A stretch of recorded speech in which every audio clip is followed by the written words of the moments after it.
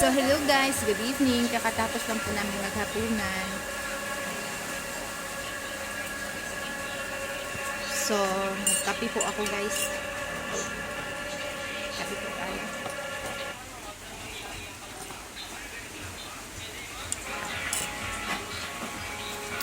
So, ito po yung anak kong matulungin. Hello Kabi. Hi. Hi guys! Napaka matulungin po ng batang yan guys. Ngayon po, nagpunas po siya ng lamisa. Sabi ko po ako na lang. Siya na lang daw kasi ayaw daw niya po ako mapagod. Sana all ganyan ang anak.